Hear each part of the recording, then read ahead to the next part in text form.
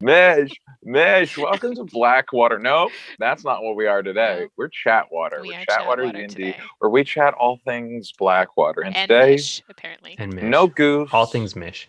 no gas, just relaxing information about Blackwater. We're doing a Wow. new thing. Wow. Welcome to late night radio, chatwater. The smooth, dulcet tones those of Sean those Britner. smooth tunes. I don't listen to radio enough to make this bit go. I No haven't bits today. That's the rule for I Sean. haven't listened to radio in so long. I either listen to my own music or I listen to my daughter's music, and mostly it's my daughter's music. So My dad used to be a radio host. My dad has had every job you can pretty much have. That's amazing. But he used to be a radio host. He would host between 5 a.m. and 7 a.m. What a weird time to host. Yeah, it was like That's people driving to work. Well, this was like the in early the birdies. 60s, right? Or no, in the 60s. My dad's not that old. This was like in the early 80s. So I don't think it wasn't quite as like the commute wasn't quite as large, right? Where he was. So it wasn't, he was just before the radio needed to be good. Just before it actually needed to be quality content. Exactly. So he was just like, we need someone to play stuff. And so he played stuff. I can wake up early and play stuff. Listen to it. As a parent, yes, I'm so curious because you have music, of course, that you think rips ass. Absolutely. And it's like, when do you introduce that to the child? Because it's like either you like introduce it super early and you run the risk of like maybe they don't care for it, or it becomes a core memory. And then they're like, yeah, this kid, huffs, I don't know, fucking Tenacious D. That's what my kid would do. Or do you like wait till they're in an age, not where it's appropriate for them, but they have the mental capacity to appreciate the D? Well, see, my daughter's always loved, the littlest dungeon delver has always loved music. She's like, we've got her in music class and stuff like that. Like she and Tim do music class every week, and it's like kid songs and lullabies and, folk songs and stuff like that. But she has such an ear for music. She can pick up a tune and remember all of the words to songs. Like, it's wild how good her memory is when it comes to music.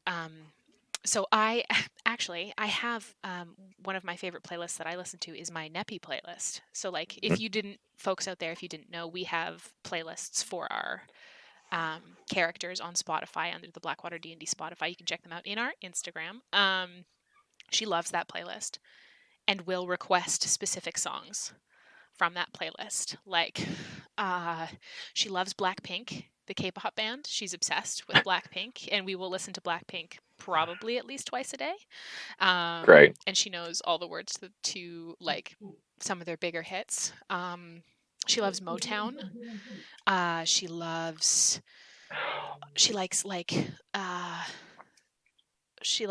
jazz and swing, and she also loves opera. My kid fucking loves opera. What? Just a little 3-year-old, just like Toreador comes on and our current favorites are the Night Queen's aria from the Magic Flute. Also the one of the biggest songs from Carmen. The name is escaping me right now.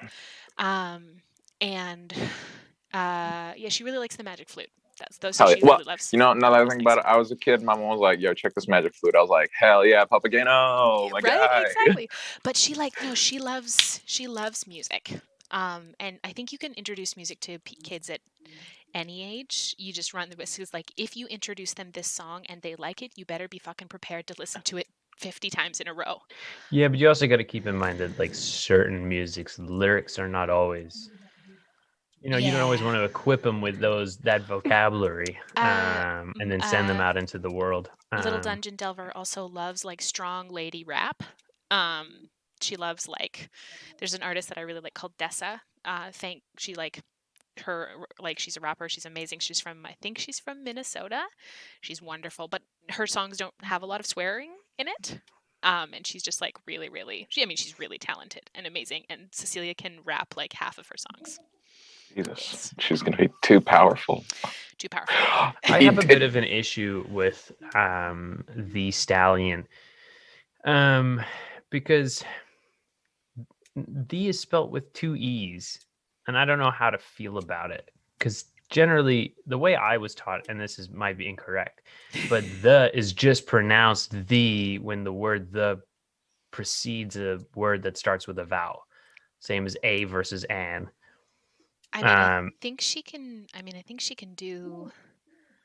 So now you're she the wants. where she's misspelled the, and she's also put it before the word stallion, which doesn't start with a vowel.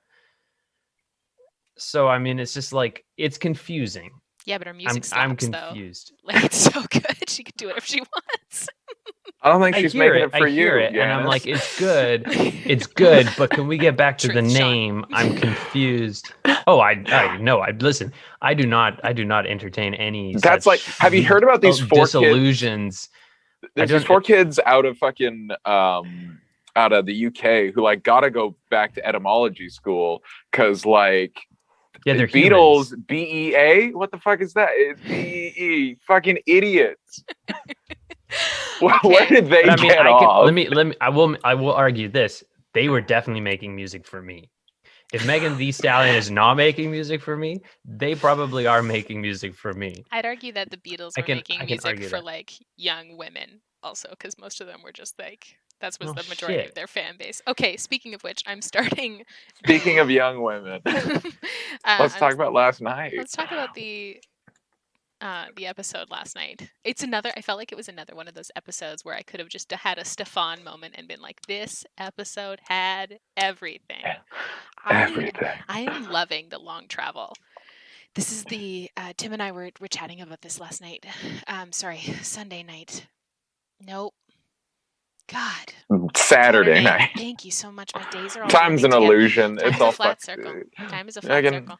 We were talking about it after the episode where it was like, this has been the longest that Blackwater has actually done traveling.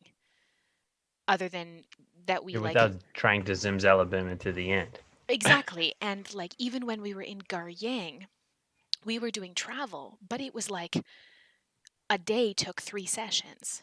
Mm-hmm. So we only spent a week and a half in Garyang, and that was like 4 months of D&D. Yeah, we got through like 2 days yesterday. We got through like Saturday. 3, Fuck. 4. I'm concerned about the hit that Neppy is taking to her health. We're being very blasé about it. It's she's fine. She's down like 40 hit points now. Yeah, my hit points are now 2 permanently lowered. 2 permanently lowered. Yeah, I'm down to 91 hit points. Like, let's just cut this cat loose. I mean, regardless of whether you have advantage or not, Callie's gonna roll a 5. So like you don't really. I just want to get through Hakas first, and then once we've got the passage through the mountains, we can be as loud as we fucking need to be. I'm gonna put my armor back on. Callie's gonna put her armor back on, because it's like, as of this point, like once we get through the forest, I feel fine about that. But like, I just want to get through this like city, and then we can let Bust go do his thing. I've set a cap for myself at like. We've got like 2 more days. When you have 10 hit points left. Yeah, we've got 2 more days with Bust, and then I can't do it anymore. Yanis, you know that Blackwater is a competition of who can sacrifice the most of themselves unrequested for the rest of the group. Thank you so much, John. Since Callie has just accepted, like Callie's just admitting, it's like, I say I won't do the thing, but I'm just going to do the thing. Neppy is now like, okay, well, I'm just going to die slowly to benefit everyone else. I'm gonna die slowly so that Callie can keep rolling two of the same low number. I mean, I will say, benefiting us nothing. I think the advantage has helped. A lot. You know what? Like, we didn't have to fight those bugs. Yeah, but I'm listening. I'm listening to the roll. I'm listening to the rolls, and like everyone's rolling with advantage, and like every single time, everyone's either in the like mid to high teens or below, and that is not good on stealth with advantage. But like Yanis, that is good for us because we've never been a quiet party. We are not a quiet party. We don't have a rogue. We don't have Finnan with us right now. We are 2 wizards. a cleric and fighter who's so quiet, and a loud clunky paladin and a loud clunky cleric, and clack. It's like we're Speaking for loud. myself, Yanis, Letters is a +1 in stealth and didn't roll below a 15, like only minorly guided Saturday night. Like, yeah, it wasn't impressive, but I felt very good about myself. And let me tell you, it wouldn't have happened without our friendly cat boy keeping us quiet. And for someone who consistently rolls at disadvantage for stealth all the time, being able to not just roll a flat roll, to being able to actually roll with advantage, I will take the HP deficit to be able to get through this. The Bastest boy. I love Bast. He's my favorite. This relationship between Letters and Bast is giving me life. It's so good. Also, dad who doesn't want a cat. Yes, Cats always 100%. find the person who's like allergic to cats or like isn't interested. That's Letters. Also, I find it very hypocritical, and with your current state, that you would judge the bugs carrying their eggs on their back. The way that Tim described it could very much have described a pregnant woman. No, you will not. I remember a bug. No, but I very specifically remember him saying they have sacks on their back where they are carrying like partially formed larva, and I'm like, and you were like, that's so gross, and I'm like, you got a sack on the front where you're carrying a partially formed larva. Thank you so much. But do you know how those creatures find hosts for their eggs? I imagine it's not pleasant. Kind of wine and dine, and no, they put them in your. They try and tackle you, and if they grapple you and hit you a second time, they'll inject an egg into your eyeball. Ooh. Yeah. So no, I was like, let's avoid, please. And we did. We didn't fight him. We didn't. This is the first time that Blackwater has neither like democracy nor violenced our way past a problem. We snuck that wasn't a puzzle. It is. We clevered. It has been so entertaining watching you guys try to ignore all of the ways that Tim has tried to derail your travel. He keeps giving you these things, and you guys keep getting like one step down the side path, being like, no, focus. Back to the main path. The fucking Night King. Oh, I'm so curious. I solved it. I know where his hands are. Tell. They're attached to the crown that you guys saw earlier. Oh, I didn't think there was hands on that. You guys didn't investigate it. Oh, maybe. But think about it. The statue would have been holding the crown. You guys saw a bunch of very good. The crown was back there, and he's the Night King. Doesn't have a crown. Doesn't have hands. They couldn't get the crown out of his hands, so they cut the hands off.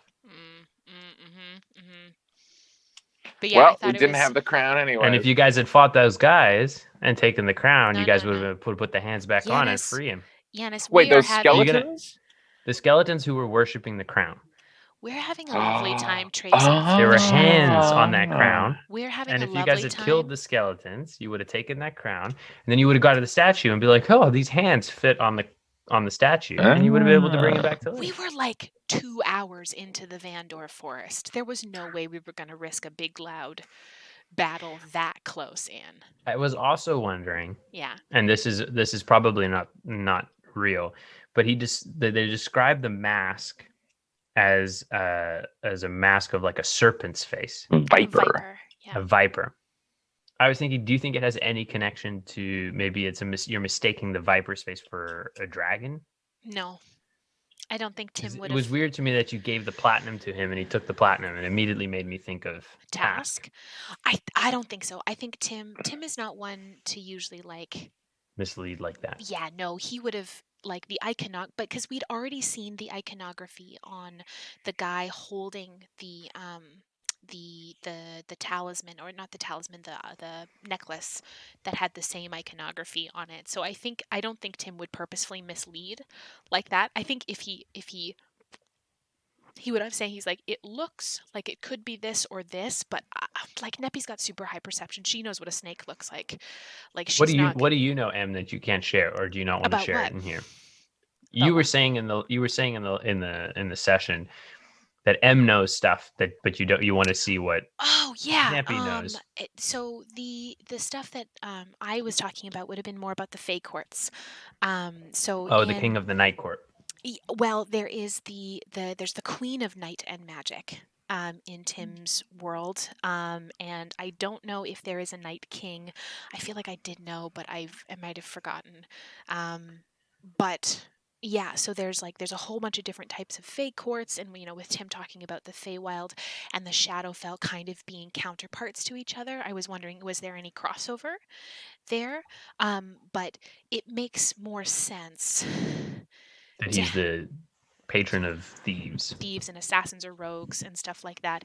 And I guess Neppy's kind of theory about okay, well, if this was the Raven Queen's domain, she like most people like that want, or beings like that would have counterparts of some kind. So I don't know if there would have been a a paramour of hers could have been King Noct. But that was just my theory. But the other thing I is think, yeah, go ahead. there would be no better trait for the King of Thieves to have than to be able to steal the crown and become the King of Thieves. Because if you steal from the King of Thieves, then you're technically become above. Do you know what I mean? Yeah. Yeah, Like I the don't know. best thief is the King of Thieves, and if you steal the crown from him, then you are the King of Thieves. Well, it's the hands being cut off that are big for me, because it's when hands cut off, as Neppy was saying last night, that's a punishment. So someone is punishing him. Someone has punished the King of Thieves, King Noct, but why? Obviously for thieving of some kind, but what did he steal that got his hands cut off, and how? And it's not like his personal hands were cut off. This is his effigy. So someone made a big deal of showing I have bested, or I am punishing the King of Night, or the King Noct. So I don't know. I'm curious. I'm super curious. It could be a because what is the purpose of effigies and whatnot? If you are a follower of King Noct, you're probably going to go there and put the thing in the slot. But if you show up and the place of worship has been desecrated and says, we'll cut your hands off if you come and steal it. Because aren't we going to some the it's like a ruined city? It used to be a city, it got ported here, and now it's kind of a ruin. Nature abhors vacuum. Someone is ruling that bad city. And maybe they have a with undeath, dim view of thieves. Or someone has stolen something from that city, and that's because I even think about the spirits that we encountered in Garyang, the ones in the basement of the Whistle, the ones that were Torin's old party. They were only alive because they wanted revenge, or they wanted to, again. So there's something keeping whatever happened in Hecas that we've come across alive, or at least unliving. And I'm so curious about this dwarf holding the shield. I'm so fucking that's curious. The other thing I was going to say is you had a very big reaction of revelation reaction when he spoke about it. You know stuff about this. I do. So you don't have to share if you don't feel like it. If you feel like it's going to give too much away. I mean, I don't know. This is just anytime, because Tim is so purposeful with the way that he drops lore. There's nothing in there that is uncaringly placed there. He doesn't just throw something in there just because. Sometimes he'll just be like, oh yeah, this is this because it's a throwback to this. When we were doing the Party Paladin one shot, the list of bards in the top of the Demon's Cup that they would hire are some of the bards from other campaigns or there was one of Denna Cutswin is a bard that I've played. Rock on the Hillside was from another campaign, or bards that we've come across because we've had a battle of the bards in the other campaign, which was very, very fun. That involved I think one of them was a rainbow, gender fluid centaur who was also a unicorn, or had a unicorn horn. It was great. It was very fun. Gendor. Oh, shout out to Gendor. But Gendor the centaur. Yes. Great. It was really good. Not my character, but a very good idea. But the thing of a dwarf holding a special looking shield, that's a shout out to Tim's character, Chub Stoneass, because the Stoneasses were a shield making dwarven clan. Do I know if this is a Stoneass? I don't, but there's something special about this dwarf. And earlier this year, we did the Stone Ass one shot, right? Yes. Where everyone, and that was with Loim. Yes. Wait, it's Loim, baby. Yes. Everyone's favorite one shot character. Absolutely. And yeah, so I think I would like to talk to said dwarf. But also, like, I think even the fact, like, Neppy doesn't know any of that, but it's the fact of, like, there is a dwarf holding a broken shield surrounded, that he is still standing, not living, and there's just bodies of, like, enemies everywhere blown back. That is a very interesting tableau. Regardless of, like, the fact that Neppy doesn't know anything about, like, Neppy would be like, we need to figure out what is going on here. Like, why did this happen? Because this person might be able to give us some information, because we're not even at Hekos yet. We're, like, cresting the hill towards the city, or the ruins of the city, and we have to get through said city to get to the Dread Range, which will allow us passage through the mountains, and then who the fuck knows how long the Gloomspire is after that. Because at the end of the day, yes, we're having fun traipsing through the Shadowfell, but that is our end destination, and we're still going to have to fight Cordelia to get Kokanee's gun back. Well, maybe we can trick her with a scary log. Maybe we can. I think the scary log is your best bet. Absolutely. We'll find some of those bugs and get them to put eggs in her eyes. That's what they'll do. I think you'll have more people to help fight you, yeah. Yeah. We can befriend the egg boys, like... Yeah, I'm so curious, like, ruined cities in a deep, dark, creepy place. I've really been loving the Shadowfell so far. I think it's fascinating. Neppy is like, this sucks. I hate this here. But Emma loves it. I think it's great. Sean is so furious that I just want to, like you said, Yanis, I see skeletons and like, ooh, what are they praying to? Can I pray to that? Like, what's going on over there? I want to talk to those teeth owls. Let's see what that's about. Like, I just want to get loud and investigate every fucking thread Tim throws at me. And I'm so furious that I'm committed to the goals of my character. You're doing so good. Speaking of I hate it. Speaking of praying, I know so much of this is probably going to be actionable and at the table, Sean, but like, dish a little on like what Letters is going through right now. Like this whole like exploration he's doing with his own type of prayer. Whatever you feel comfortable saying about that. Well, I think I guess the really the only thing that's kind of worth saying is just with the cutting of the hand. It's he's curious about the whole healing hands thing, and I was thinking lay on hands, excuse me. And I was thinking about it. I'm like, it'd be kind of fucked up. He's like, hey, Clack, let me cut on you so I can try to heal you. Like, that's fucked up.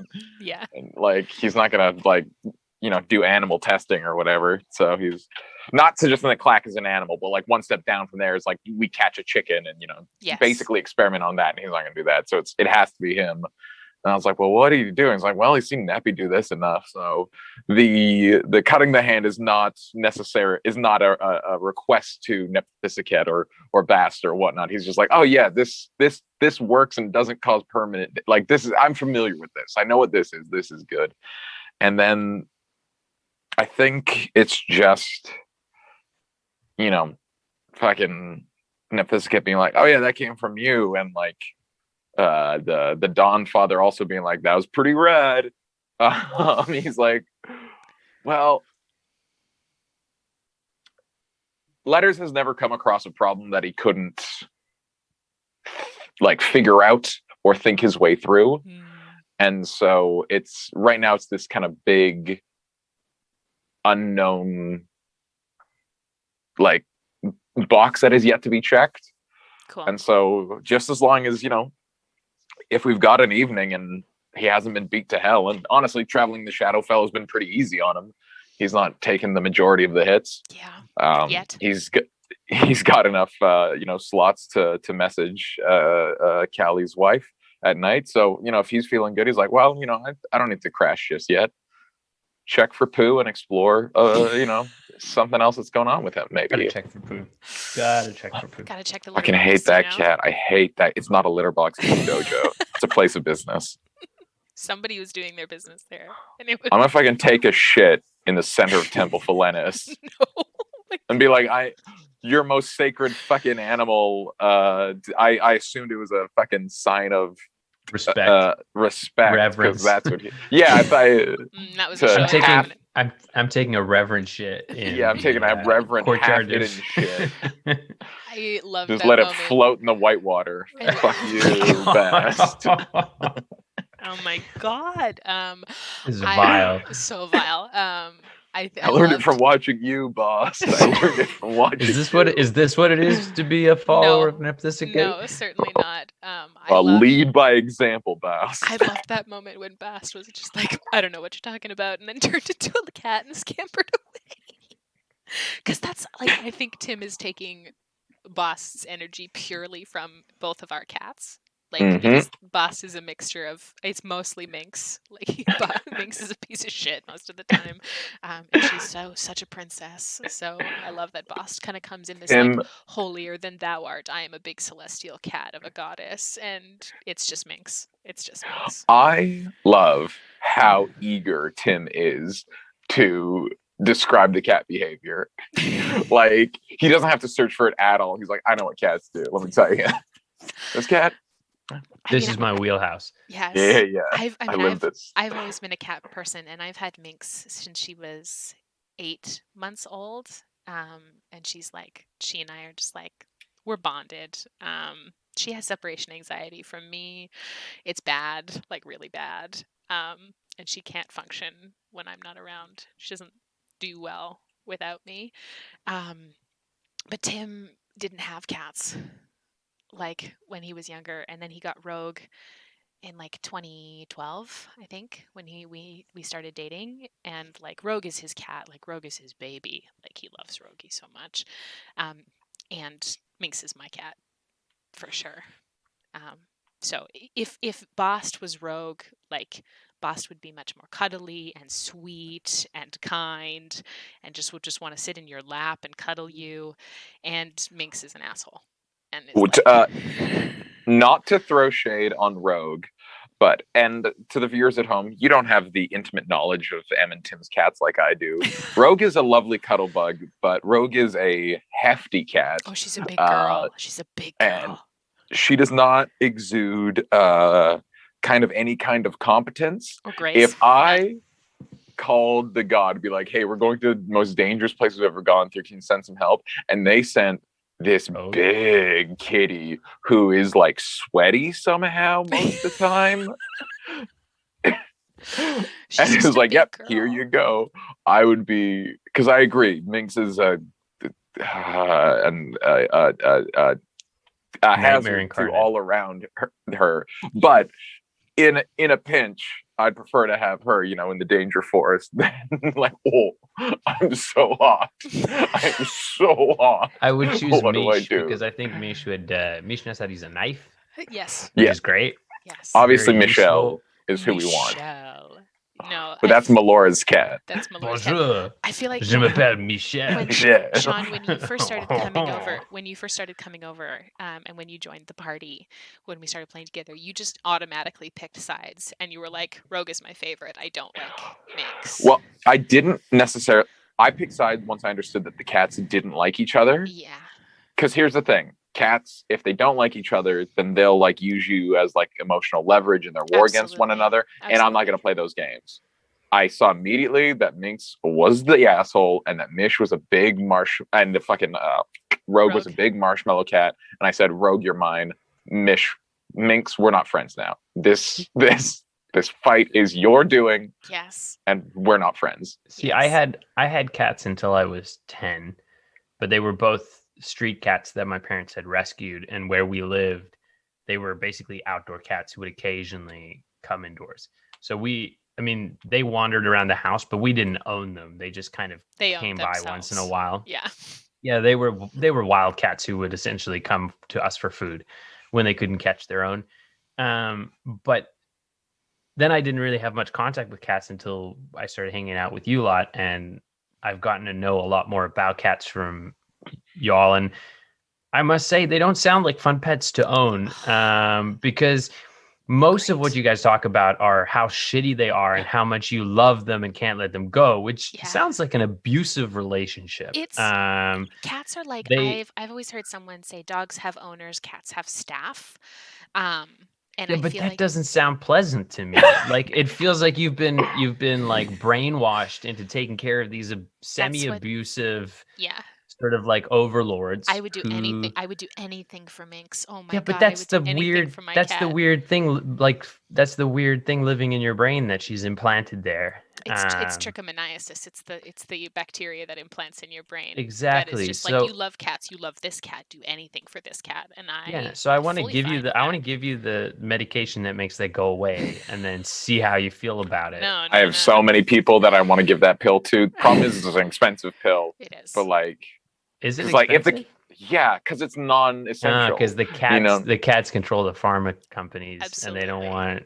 There's not a huge demand. Because here's the fucked up thing, Yanis. And to those who don't know, there is an actual bacteria that makes you just love cats, and it's fascinating why it exists. I'm not going to do the whole TED talk, but suffice to say, there is a literal brain-controlling fungus that cats poop out and we breathe in, and it makes us like cats. And there is a cure for it. You can just have it. But everyone who has it, they're like, I love cats so much, I don't want to not love cats. And that's the fucked up thing. That's the really fucked up thing. And people went like, oh, I love cats, but I'm being like gaslit by that four-legged little fur baby. Yes, let me return to center and then see if I independently like there's a zombie apocalypse and there's a cure for being a zombie, and all the zombies are like, but I kind of like being a zombie. I don't want the cure.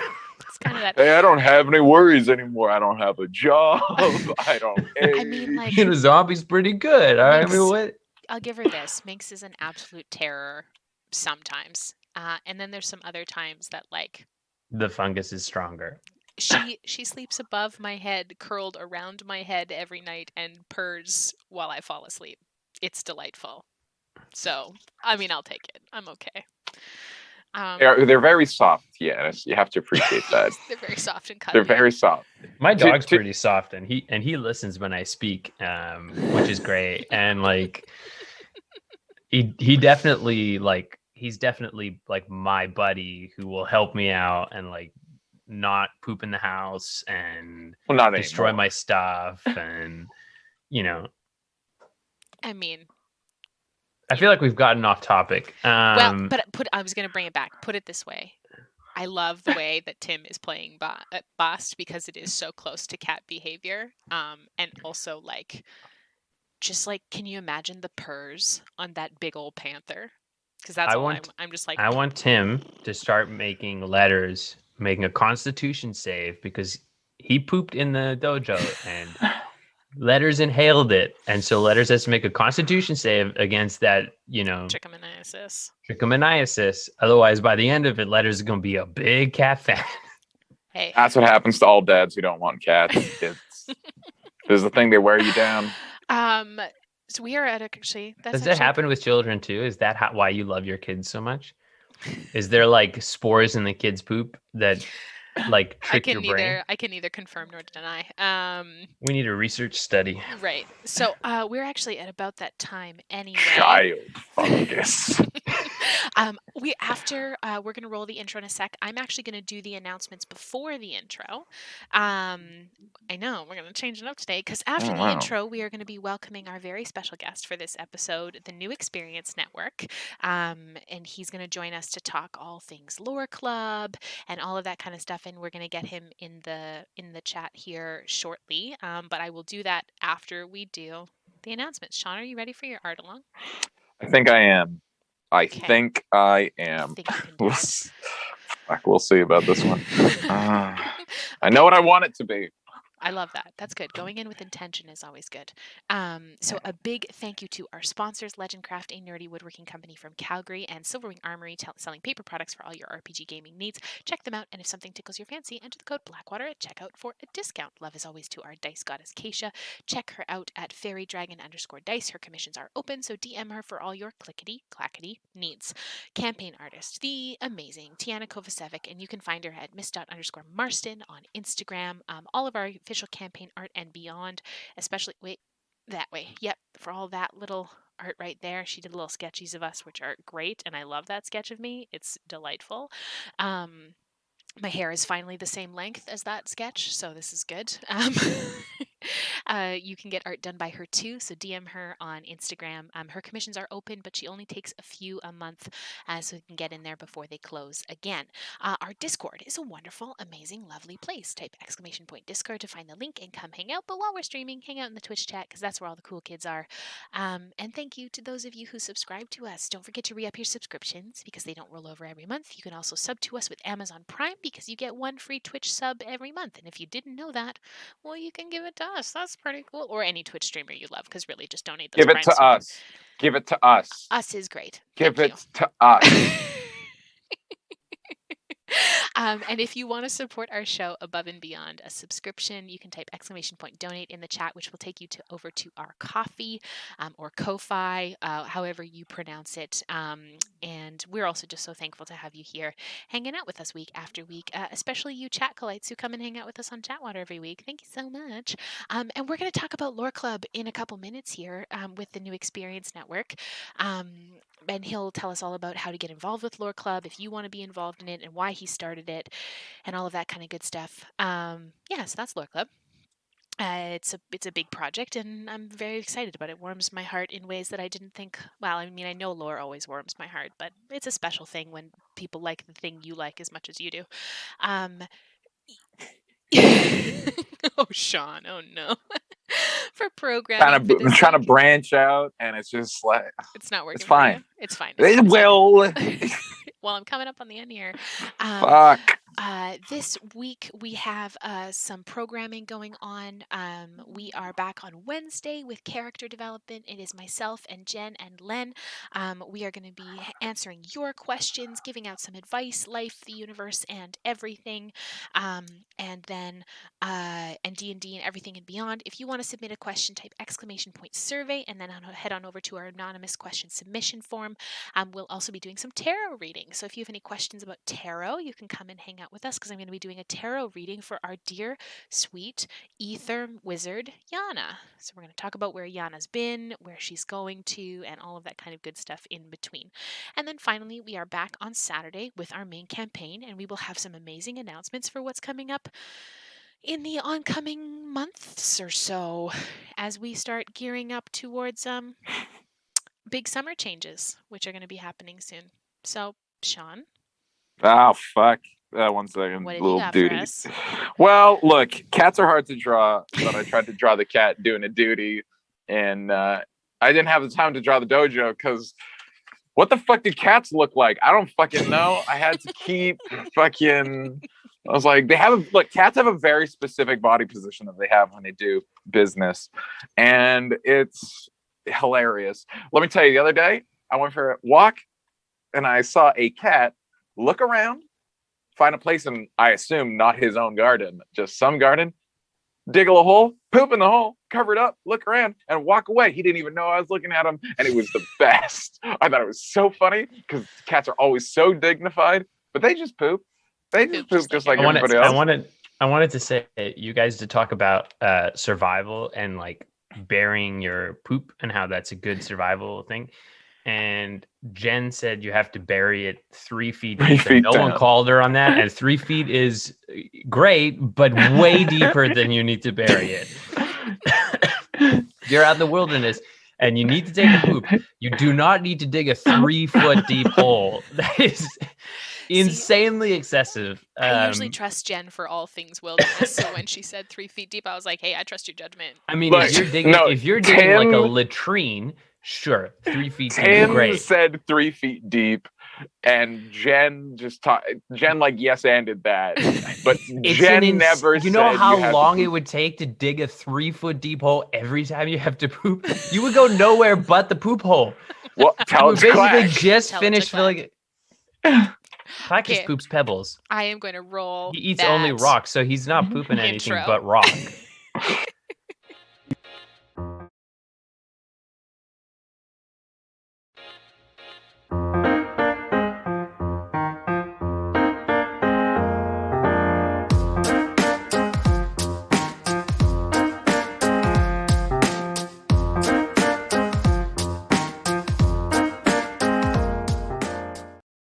Back. We're We back. are back. And boy, oh boy, we got a guest. Oh my gosh. I don't know. He's that wait, Wait, which that way? way. That way. You're over there. Sorry. You're over there. But my Okay. camera's reversed, so it's very confusing. I just want to say a big welcome to the captain of Lore Club himself. This is Harrison, or the New Experience Network. If you've been around in our chats, you know him as one of our Discord mods and Twitch mods. Harrison, we're so happy to have you here.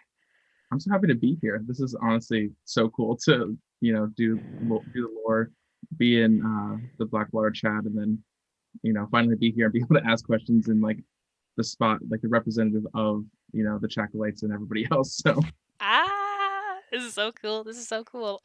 So we don't really have any plans for we don't have any like strict agenda questions, but I guess I am so curious. How did you stumble upon Blackwater? okay, so this is actually a pretty funny story, I think. So this would have been back in, I think, July or maybe early August. Yeah. But I was just scrolling through like the Dungeons and Dragons like browse page of Twitch, because I had really not I wasn't really familiar with D&D that much, other than my school did the D&D play called She Kills Monsters. It's a great show. Okay. Okay. So Never heard obviously- about Note that. about that. Yeah. Yeah, no, Everyone's it's looking for fantastic. post-it. Sean's the only one with the Kills post-its. monsters. Yeah, it's basically like this queer coming of age story about sisters, and there's bugbears, there's the Tiamat, there's everything. Yes. It's set in the 90s, I think. Of course, as all This good play coming of age has stories. everything. This play has everything. Everything. All right. So you saw She Kills Monsters, and you're Yeah. curious about the D&D. Yeah, And and you're so on Twitch. yes, and so like I'd only played maybe 1 or 2 sessions from like a very new DM, and so I was just kind of looking around, and so I stumbled upon Blackwater, and right as I did, 2 people were going at it in chat, saying, I don't know why people watch Matt Mercer, like Tim is the best, and then somebody else was like, no, Matt Mercer is like the OG. I have no idea what this is, because I think I've only watched a couple of Critical Role, so it was just one of those things where I was like, okay, I'll just stick around for a little bit. I watched that episode, and then So it wasn't necessarily the D&D play. It was the drama in the chat that really. well, it was the storytelling, and then just I happened to look at chat when that happened, and I was like, okay, this is interesting that they're having this conversation, so I'm just gonna like go ahead and keep watching.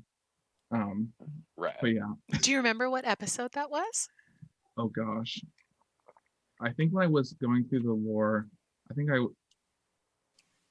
think when I started like consistently watching in August, it was roughly around episode 33. Okay. I think 34. What were we doing? Sean and I are like, that means nothing. Yeah, the numbers. The numbers mean nothing. I don't even know what episode we're on now. 60. Yanis, for reference.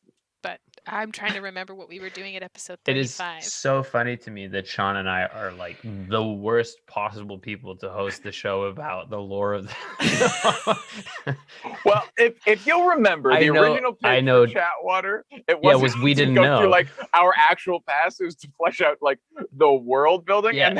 and then I was like, no, everyone needs to know, and we were just like, oh yeah, yeah, we can do that. We can do her through our own past.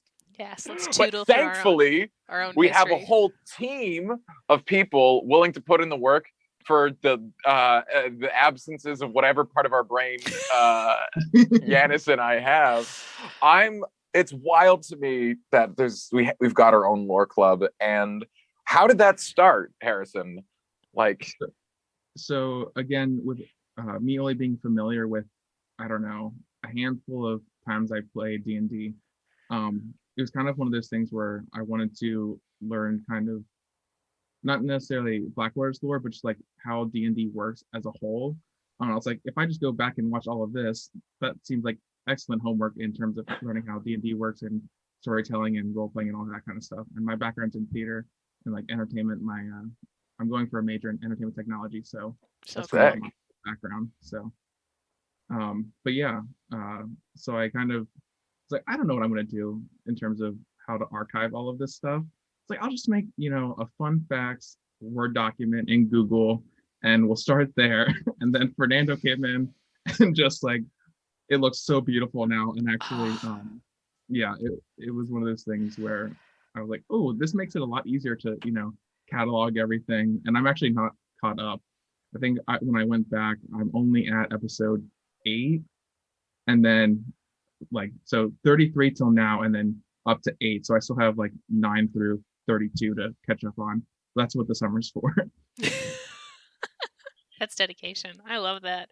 No, it's like, I remember, Harrison, when you sent me, you sent it to the Blackwater, you were like, the D&D Gmail, you were just like, hey, not sure if what you want to do with this, but I've started this. And then I was just like, my mind was blown. I was like, how are we at the point in our baby streaming careers where we have people from our community emailing us being like, hey, I created this thing, here it is. I was like, this is so cool. I like lost my mind, and I ran to find him in the house. I was like, damn, like, what is this? I was so excited. And if you are not a part of Lore Club and you want to be, please go get involved. Like, there's color coded spreadsheets. Like, every episode that we have been through, like, there's this like master document that has like all of the the days of it. The calendar is involved in there, which really like makes my heart feel warm because I keep the calendar and I know it's mostly for me. M and cares Tim. most about the calendar out of the entire campaign. Calendar is number 1, and then it's Nepia Nepthisicat. If calendar is number wanted 1. to raise the stakes, Paylor would show up. Paylor comes up and he's evil and he's like, I'm going to destroy the calendar. Like, 100%. I am the god of time. I can make it and remake it to my will. M as M would materialize in Wolverine and be like, fuck no. No, M would just stand up, walk across her living room, and like take the backhand my husband.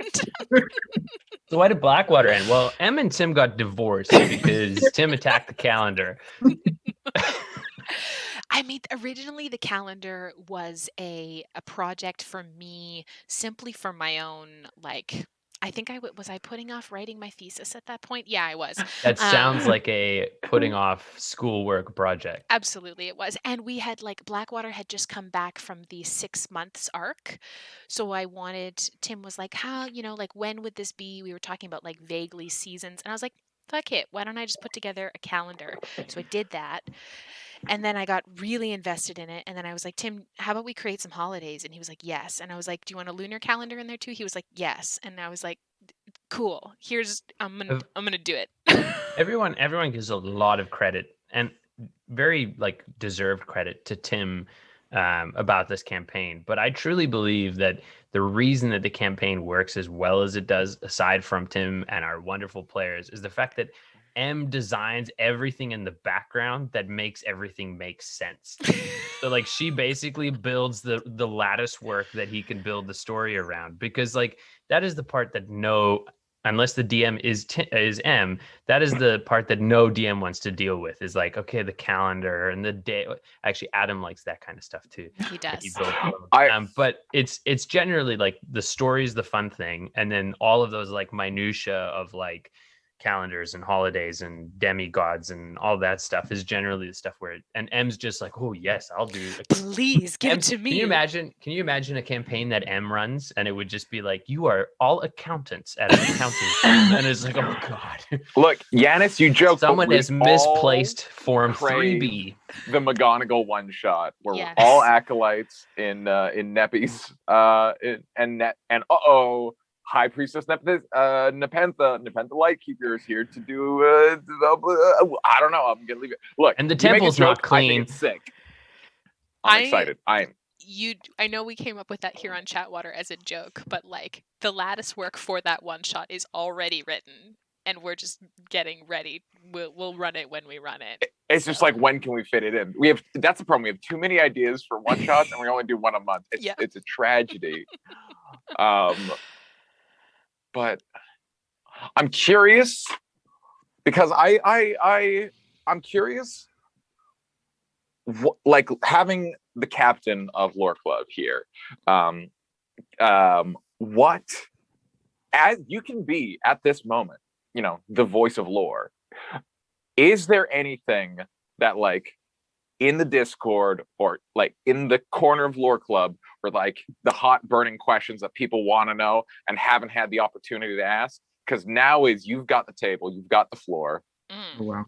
I don't want to put you on the spot, but it's a real now or never situation. I mean, it's not an or never situation. Harrison No, it's an or never. It's a never.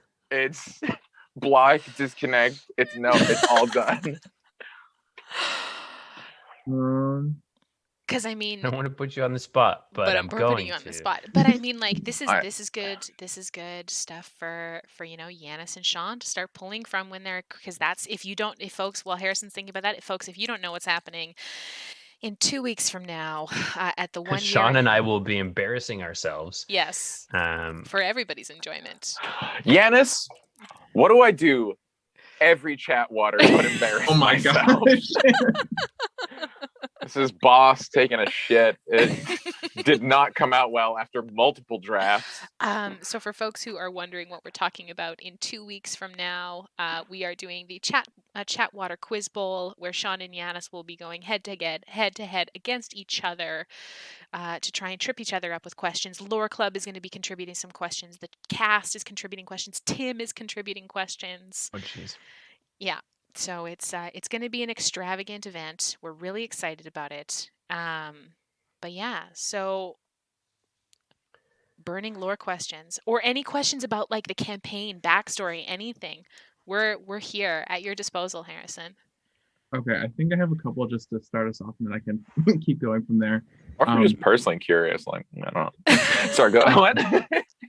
And I think this is a little bit more towards Em and Sean, but I think it can apply to Giannis in terms of like watching the episodes and trying to figure out those like end game scenarios and just that kind of stuff in general. But kind of your game plan as like you're going through this session of writing down notes in terms of things you think are lore related or just like avenues you want to go down as the session progresses, instead of, because I think me being on the technical side of things of like theater and storytelling, being like on screen or on stage and trying to remember things and do a thing at the same time, I give props to anyone who can do that.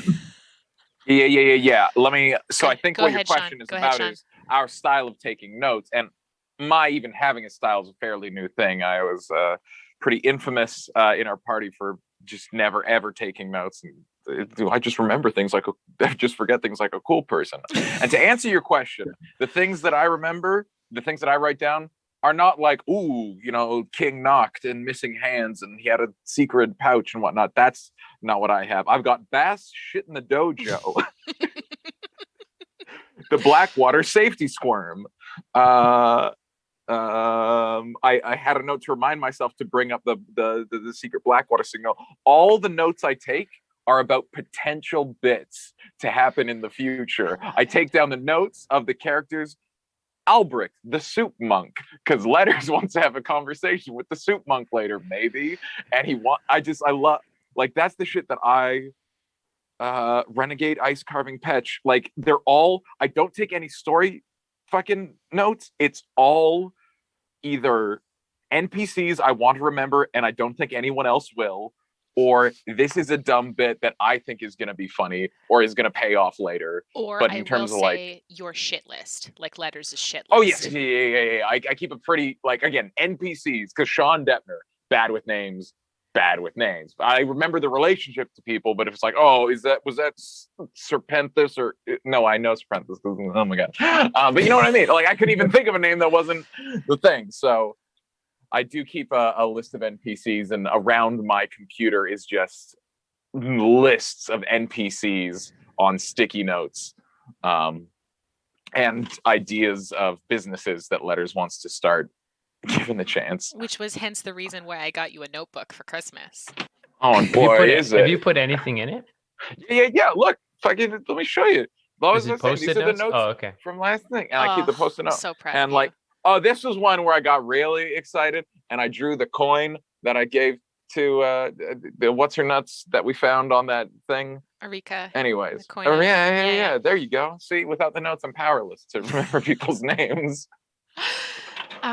So for me, my note-taking style has definitely changed. And it has evolved over time. So in the very beginning, I'm a consummate student. I love school. So anytime I get to take notes about anything, like Tim can also attest, he has seen my like school notes process, and like me studying for an exam, that's like there's like 6 different colors of highlighters, 4 colors of pens, printed out notes. I'm typing, I'm like dictating, there's pictures. It's nuts. But when I started taking notes for this campaign, like in the very, very beginning, they were very slipshod. I was like, uh, I was I was also like parenting a newborn at the time, so there was like not a lot of time for taking notes as much as I would have wanted to because parenting. Um, and a lot of it was just like me and Tim catching up after or leaving like a blank space in the notebook being like, this happened, fill in what you remember here. I also have a very good memory, so just being able to do that afterwards. But then as we got further and further along in the campaign and my, the littlest dungeon delver was like either napping generally when we transitioned to like playing when she was sleeping, I had more time to take notes. So I would just be like glued to my book, be like role playing, and then if I wasn't role playing, I was note taking, and like I was just like furiously scribbling in the corner, like sitting, just being like blah, blah, blah, blah, and it would taking notes live during the game. So for everything up until we started streaming was live notes during the game. And like would put my book down while I was like role playing and stuff, but we would be like my attention would be shifting all around, or I would like if after Tim had been done a description, I'm like, Tim, can you describe that again? So I would just like, or we would touch base afterwards. It was like a 1930s like fucking journalist, like with their little Absolutely. rolly thing, they're writing the shorthand. Yeah. And I developed a bit of a shorthand. There was arrows everywhere. There's like symbols and stuff all in my books. And then when I started taking notes in the new books, that was like when I got real serious about it. My like big blue Neppy books, that is also my character sheet and stuff, and like my Neppy books. And then when we started streaming, I was like, oh, I can actually just put the book down because I can actually just there's a recorded version of this, and I don't have to. I can just be there and be present, which is great. And then I can go back afterwards and rewatch it. So that's what I do now with like every session is I'll do lore keeping sometime during the week before we play. Usually like before chatwater, generally before chatwater, but if I don't have time, then sometime during the week. And I watch the episode either on, I watch the roleplay stuff at regular speed and I watch the combat at double speed. So that I can just like take brief notes. And then if it's like a big combat, like with the big villains, like Valsoom, Morris Vike, and the Matron of Vengeance, those fights I have detailed round by round. So like I have what everybody did round by round in those notes. Which if one of our characters is ever like brought into court and they need an alibi, you're going to be hugely beneficial, Emma. Neppy can be like, no. Midnight at that one island at 3:36.6 a.m. I was casting Absolutely. Fireball at a group of Absolutely. trolls. I also kind of see it as like a way that Neppy kind of has lived her life for a very long time. Like she details everything. Like that's what the high priestesses do. They detail all the journals, and they keep records because it's a living history. And then that's what's sent back to Philenis. So just all of everything that Neppy's ever done in her life essentially is written in those books, and they are sent back to Philenis because that's just what you do as high priestess. So my notes, I think, would echo that. I'm on book 3 technically. There's like the little book, there's the big Neppy book, and then there's the first one, and then now the second one, and I bought a third one just in case. Because that book might go out of print and stock, and I love consistency. So I wanted them to all look the same. Shut up. I have to know, was there any actual signs of it going out of stock? You're like, it is within the realm of possibility that this book goes out of stock. So I bought the book in person at Chapters the first time I did it, and then when I realized I was down to like 25 pages in the second book, I was like, ooh, I got to get another one. And I went to Chapters, and then it wasn't there, and then I started panicking. And then I was prepared to spend too much money on it online, and then I found it on Amazon of all places. So instead of ordering, this sounds very justifiable then. Yeah, yeah. Instead of ordering one, I ordered 2, just in case. Because I was like, what if they go out of stock? What if they go out of stock? It's happened before. It just could not be there before, and then I would panic, and it would look not the same. And but I hope that answers your question. But yes, we have to take all the notes. We'd have to get 3 of a new book, take all the notes from the start, redo it all. Well, I mean, that's what chatWater was. It's like I took all the notes from that very first book, and I digitized them. I like went through the episodes and like fleshed out what I remembered because my notes were quite slipshod. And then that's what we presented at chatWater. I have already in my Amazon like to purchase list is the book that I'm going to purchase for lore keeping for the Dresda Files. So it's like there waiting. I've already picked it out. And you're not even playing. Yeah. Well, someone's got to keep the lore, Sean. Yeah, exactly. I love it because it won't be me. It will not be us. I think another thing as well is because, I mean, everyone has been with us now for just over a year that Blackwater's been streaming. But, I mean, you guys have been inhabiting the world for years. Mm-hmm. So a lot of that stuff comes purely just from that sort of familiarization of having done this for, I think, 3 years now you guys have been playing in this campaign. Yeah, 3. It'll be 3.5 years in June.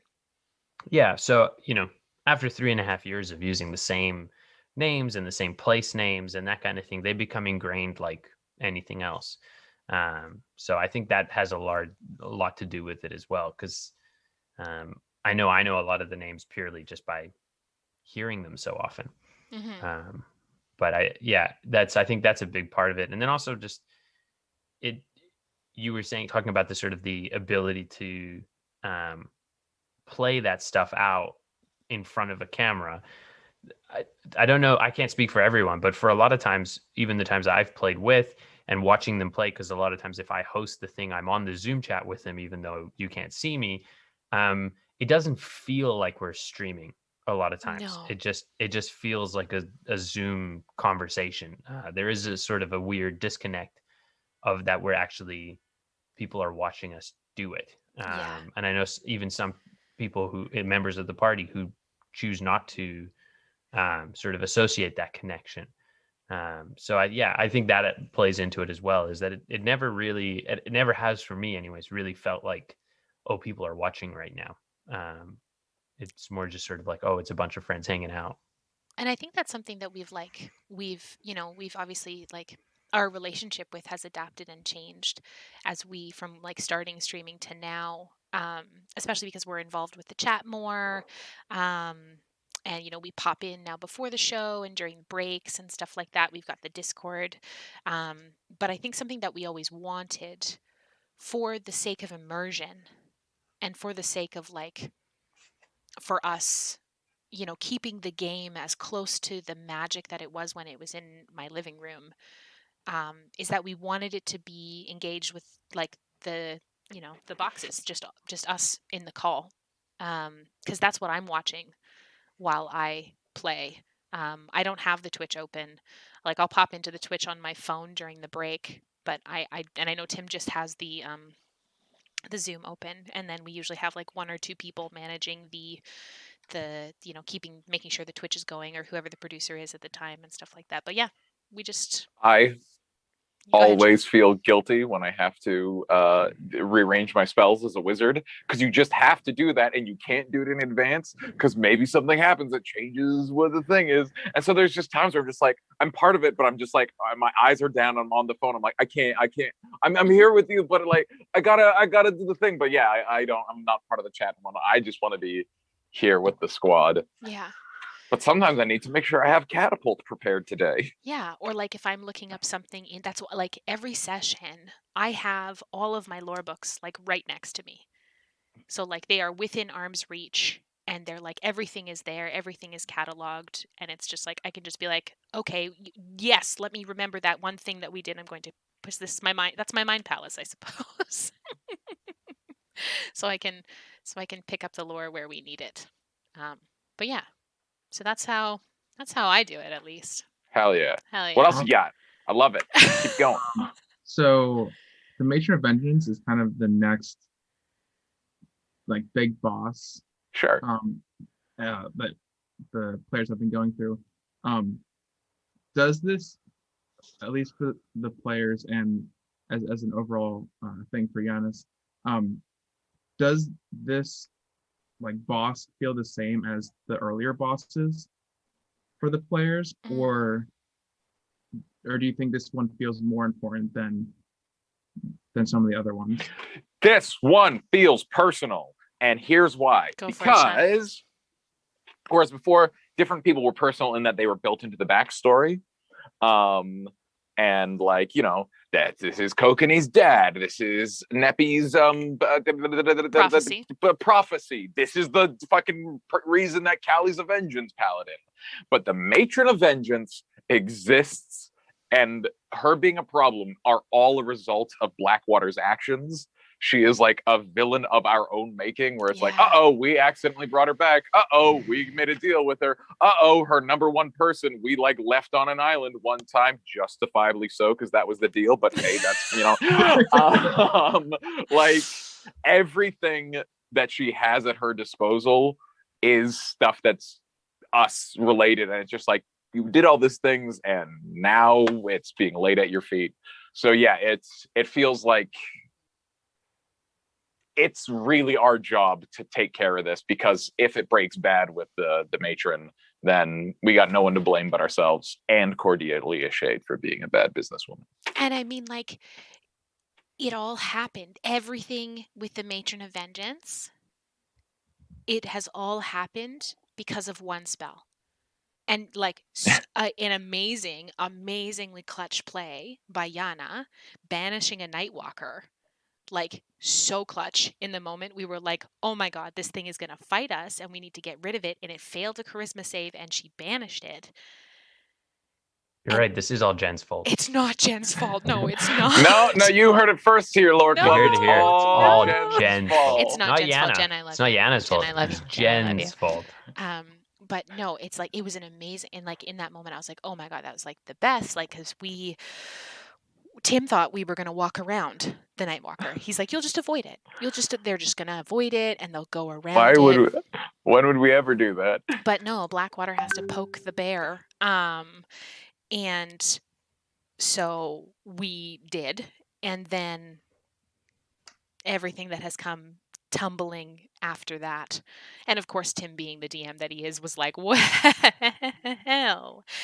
we're not going to just let that slide. Let's bring an entire tangential story arc from that, because it's amazing. And like, actions have consequences. We will never know what Tim's plans were prior to the casting of Banishment. No. You know what I mean? I feel like Matron of Vengeance would have come into play. The fact that the fact that the Raven Queen, I don't know how, but I feel like it would have. Because how would she get out? You'd have to fucking take care of the Night Walker. Well, the coin wouldn't have been destroyed. Yeah. Like if she hadn't, I mean, maybe it would have, but like the coin, we would have likely gone and protected that seal, and the stuff with Velsume, I don't know if it would have turned out differently, but like the seal would have, because she killed Aegis. I don't think we can know. We can't. can't. You know what? No. When campaign 1 is all wrapped up, we're going to do a very special episode of chatWater. Absolutely. To be like, Tim, let us peek behind the screen. Tell us what could have been. When it's all done, when campaign 1 is all done by Christmas, I will have another fireside chat with Tim. Yes. And we will go review all of campaign 1. Campaign 1 will not be done by Christmas, I guarantee Well, see, you. the thing is, you don't know this yet, but Sean and I are going to kill off all of the main campaign characters in the Dresda Files. Cool. So when you guys get back, they're all going to be gone. But that's actionable at the table, so we'll deal with that as it comes up. But oh my gosh. Okay. Next one, Harrison. Just to go off that a little bit, is there not just a random like run-of-the-mill wizard or somebody who just accidentally runs up against that and does the exact same thing, and then the Matron of Vengeance just comes back randomly and you guys don't know? Sure. Yeah. Yeah, absolutely. That's a problem. That's because we banished her. There's a Night Walker walking somewhere. We're gonna have to deal with that eventually. Absolutely. Like Blackwater, we're talking about that. We just have a long to-do list. It's like, gotta get the gun back, and then here's the thing. To stop that from happening, we're just gonna have to go and kill the Night Walker. Because if you kill them, then it doesn't. It's only if you banish them. But the thing about Night Walkers is if they kill you, you die, and I don't think you can be brought back. No. So like short of a wish spell. Yeah, if and when we go back to like sort of tie up that loose end, as it were, it's not just going to be like a milk run. It's going to be, ooh, we have to do this clean. And if someone slips, then they will, if they fall, they won't come back. So yeah. You're right. Right now, some rando wizard could take a big old chance with a banishment to bring back the matron. And we're kind of powerless to stop them because we're in the Shadowfell. I do think that they're probably, I don't know. I know that you guys banished the Nightwalker before and she came back, but she wasn't being held there by seals. So I don't know if it would work quite the same if you banished the Nightwalker this time, whether or not she would come back, because she is technically bound to the negative energy plane by seals. You're right. They would need to break the seals as well. I don't think you could just... I mean, that's what Cordelia is trying to do. She's trying to do that. Yes, but she would need to break the seals and then go banish the Nightwalker. Because you can break the seals, but that doesn't give a way for her to come back. To answer the question, we're not sure. There's a lot up in the air, and it's certainly possible. We're just going to take one thing at a time. Get Kokane's gun back. Get the God Nut, the walnut. Please never think that the plans that there are greater, more sort of like well-encompassed plans being made by the party outside of the party that you see on screen. No, certainly not. The bad plans that they have on air are very much the bad plans that they have off air. We don't have plans off There's air. No, like, the group chat this is us freaking out. Exactly. Yeah. It's either us freaking about what happened or just being giddy about playing later that week. Yes. Yeah. There's like a group chat with all of us involved in Blackwater, like the 9 of us, that we just talk on all week.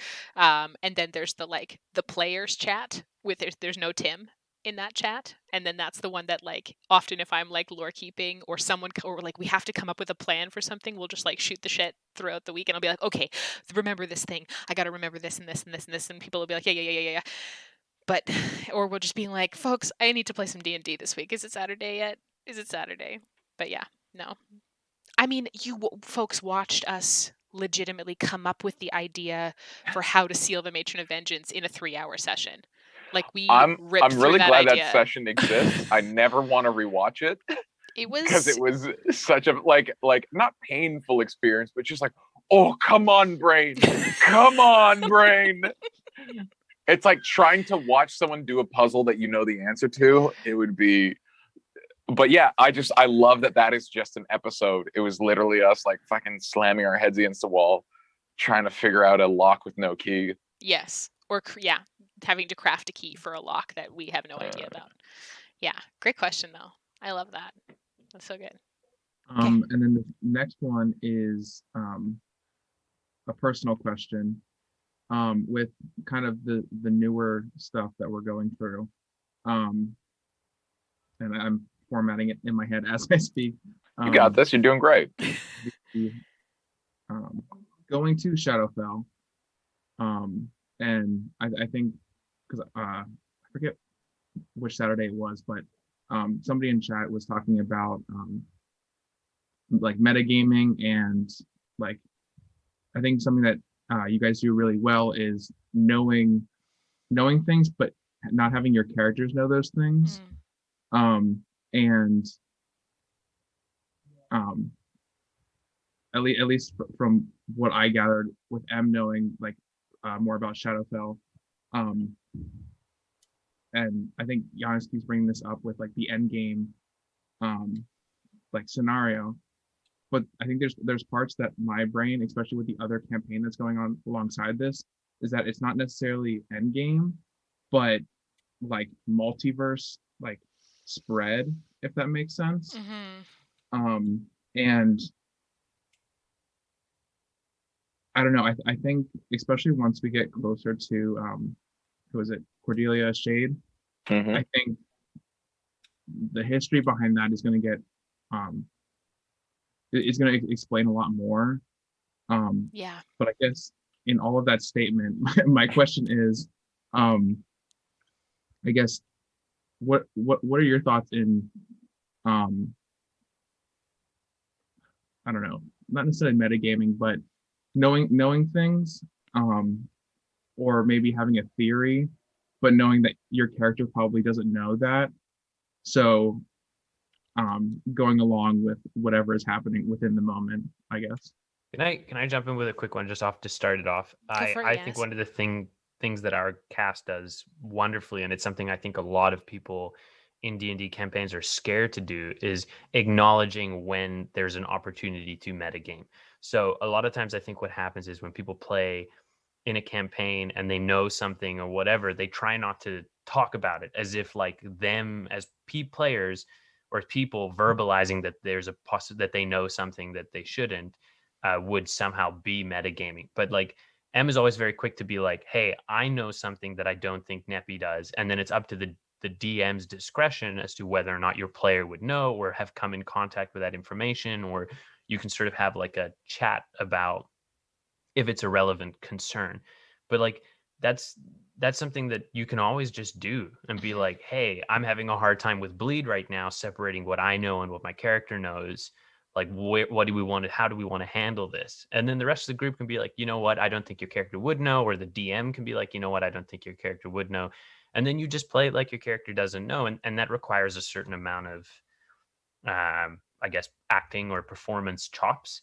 But like Matt with the Yana thing, not acting on knowing that Yana's the guy, and not acting on knowing that Callie has failed, like critically failed the death save. Yeah, like that's a sort of like micro level stuff what you're talking about. I had a conversation with someone in the chat that night where they were like, oh, there would have been better ways for Tim to handle it, where you know that maybe the cast wouldn't have realized as quickly what was going on because you guys kind of figured it out before your characters did.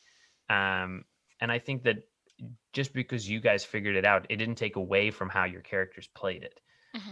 It might not have been necessarily as satisfying as if you guys had the wool pulled over your eyes until the very end, but it didn't change how the game played out because you guys were able to go like, would I be able to tell or would I not? And Tim was able to tell you like, no, you can't tell.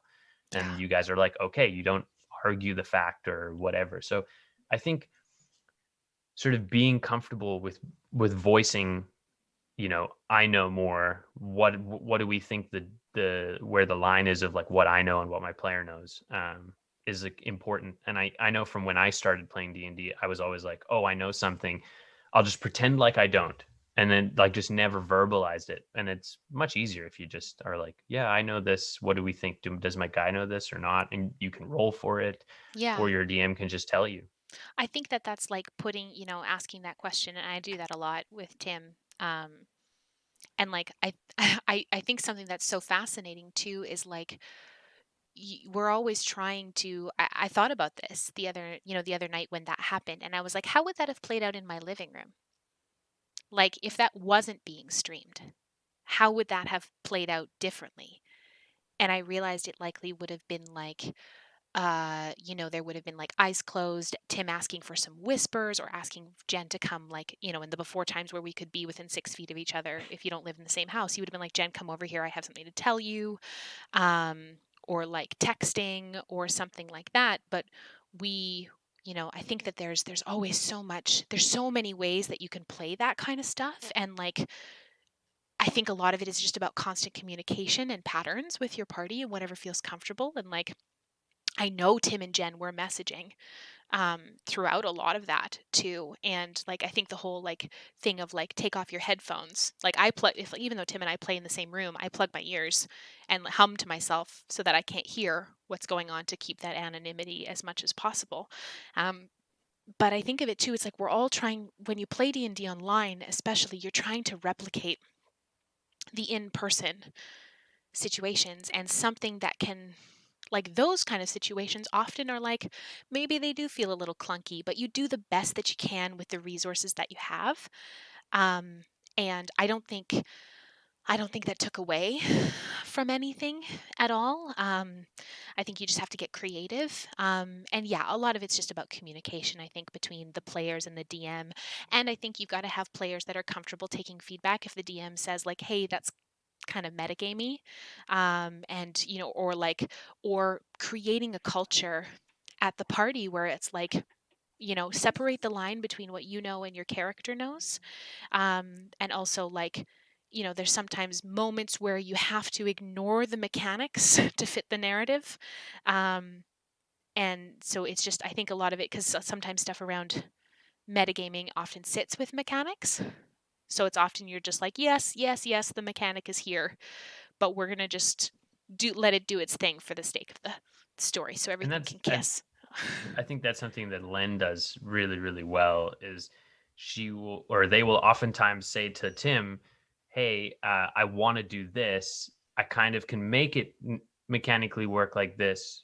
Are you cool with it? And Tim will sort of help her, or help them, sorry, man, get it all sorted, sort of with the order, walking with them at the end there. And I think that's another part of that, is sort of just being like, this is what I want to do.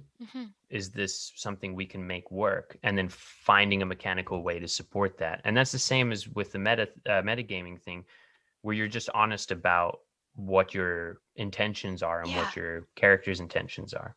And being okay Well, with how that sits at the table. Like if the DM says, no, you can't do that, or like you can do that a little bit, but not a lot. Like, so I think it's about it's a conversation, and having like a safe culture at the table to talk about that, where no one gets like snippy at each other. I feel like there's kind of two levels of metagaming. The like episode to episode, fucking, is Callie dead? Can I use this spell? Kind of metagaming. And then there's like what I think the question was initially starting out about, like the vast metagaming of, is this end game? Is that going to change how I play? And for me, in Letters in the Micro, one of my favorite things, I so love that I made Wisdom his dump stat, because anything where like Sean kind of knows something, I'm just like, Letters doesn't know that. It trusts everyone implicitly until he has a reason not to. And it's also like, I love getting into trouble. You know what I mean? Like, I was pissed when that Garistro pushed me into the fucking hell pit, but then I'm like, oh sweet, now we're in a hell pit. Hell yeah. So like, I feel like a good armor against being too clever by half is just being like, it's fun getting messy and fucking like making mistakes. But the vaster thing, that is a very good question. Now, luckily, I can't really speak for anyone else, but the way I tackle it is, um, I try to sort of focus on what Letters' goals are, which have actually very little to do with what the party is up to. You know, Letters has the Blackwater, the Black Barn Grill, and the Dresden, and he wants to have that trade war and all of that. And so, in terms of like what he's thinking, it's like it's very much there's this, there's that, and Letters is really hoping that like nothing comes of that loot. Like Letters knows he might, and Sean knows that that loot is probably going to be significant. The mandolin, you mean? But excuse me, mandolin loot. Yes, that mandolin. The musical instrument from the other that's universe. the one. Yes, you know, the big MacGuffin that we're carrying around. That it's very special. Don't touch it. Don't do. But the one place where I get kind of metagamey is, and I think I'll just speak for myself. I can't help but plan future levels really like thoroughly, where it's like, whoa, this feat, and I'll take those spells. But specifically with Letters right now, there's a very involved flirtation with multi-classing, which I still don't know if it's going to work, because, and what I love about it, it's not just multi-classing into like, I don't know, like Fighter, where all you have to do is practice. There's like this whole spiritual aspect to it that I and Letters, neither of us know what that's going to mean. And so I have like two very different branches, each of which are even more branchy, about like, does Paladinism actually align with Letters? And if not, wizardry is always here, and who knows, maybe some rogue is going to come along and sweep him off his feet. I don't know. But like, that's a great point. Like you do plan ahead in his levels, but you never do it to the contradiction of narrative. Yeah. You know what that's I mean? Exactly it. It's, and these are like when that last time I talked to Letters talked to Nepthysicat, that was one where I was really kind of flying in half cocked, because I felt it was very what's the word, inarticulate conversation with Nepthysicat, versus the first one, which was much more organized, and it's like, I want this from you, I want to say this because you did me a solid, and I don't know how I feel about that. Letters, Sean Deppner doesn't know how he feels about that. So that was really like, there's two branches, and I genuinely don't know which one it could go down. But the mechanics are, as we play longer, we'll get levels, so I know that, and so I can't help but prep. But yeah, it always stems from the narrative, and then the mechanics support that in a way that I get very excited about.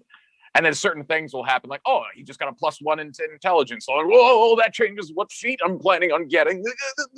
So and I think something to be also very like aware of too is that, you know, we play at a narratively oriented table. Like that's our table. Where, you know, it's more role play driven, it's more character driven, it is more narrative stakes, and then we use the mechanics to support that. But that's not saying that, you know, there are tables where that kind of stuff, like metagaming and stuff like that, I think a lot of people, and especially around like stuff like min-maxing and like building your characters for a specific trait, or having your characters be really, really good at one thing. There are tables where like the dreaded power gaming, it's like, that might not be the table that we play at, but that doesn't mean that there isn't tables like that where that works so functionally well. And like I have so much admiration for folks like that who do lean into the mechanics, who might be more metagamey at any other table. But it's simply folks who are often, the word metagaming often gets thrown onto folks who are more mechanically inclined, because they know the rules or the nuts and bolts of it better than some people. So I think that kind of stuff can be so well done at very, very specific tables. And like, big kudos to folks who play like nuts and bolts mechanics games, folks who build their characters in those kind of ways. I have a lot of respect for that. Is that the game I play? No, but it doesn't mean it's wrong. I think it's funny. Wait. I this is because you're saying like, you know, I do this and I do that. Our party has sort of, we have that, just not in a mechanical way. I mean, maybe, you know, Callie hits things, but in terms of like, we're a narrative party, and like I feel very much like the various characters fall into like not necessarily archetypes, but it's like certain situations will come up and everyone kind of looks, oh, this is a neppy one. You're gonna take this conversation. I got it. Or, I got it. What is that? An upset animal or tree? Is this gonna be a Callie? No. This okay. Yana's gonna go. Oh, talk is that to these a lock animals. that needs picking? That's a kokanee. That's a kokanee. Kokanee, Or go ahead. like, does someone need to be grounded by like a dad speech? Everyone looks over at Kokanee. Like, this is what you do. You're min-maxed for dad speeches. And that's what I was gonna Min-max say for is like dad. you can build metagame knowledge into your character. So like, I mean, you inherently build metagame knowledge into someone. Like if you're playing a campaign where you want someone who's knows all about the woods and tracking and that kind of thing, because you know that is why that person is brought into the group, because that's what they're useful for, then you are essentially like you're metagaming that aspect, because you're like, oh, I want to be everyone metagames when they build a party, because everyone's been part of that party where you're like, oh, is anyone playing a rogue? And you're like, oh, I'll play the rogue because there should be a rogue. There should always be a rogue. And as you can tell, a this cleric. party Did disagree. not do that. I disagree. Every party should be all one class. Make your parties unbalanced. Make them messy. Make them a big pool of sludge. I love it. Anyways, though. but sorry. Keep going, Yanis. Our I whole stole party's your thunder. approximating a rogue. Go ahead, Yanis. But that's all I mean, is that it's like you can do a certain amount of metagaming stuff that still fits the narrative. Absolutely. If you build characters that have specialties or specialities, that's exactly what it is. Perfect example. Letters taking mind blank and doing that for Callie.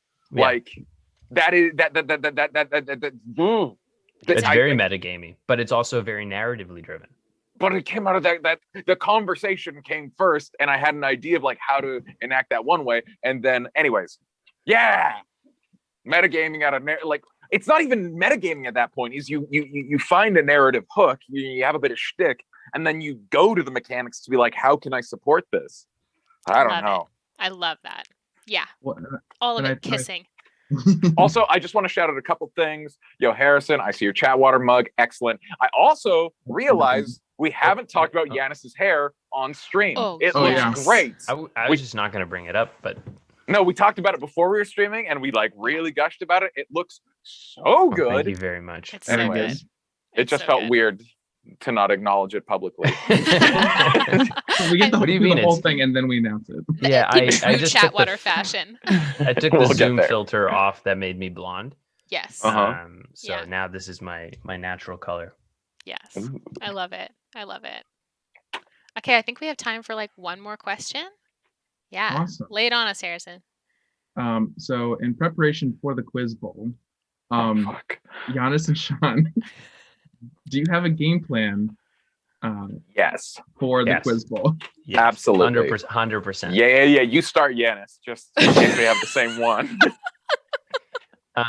My game plan is very, very simple. I'm going to approach it the exact same way I did all my school classes and everything that I've always done, which is to do absolutely nothing until like maybe 1 or 2 days before, and then try and watch as much of the old episodes of chatwater and read as much of the sort of lore stuff that I have written down, and just cram it all in there right at the very end, because my retention is not great over time.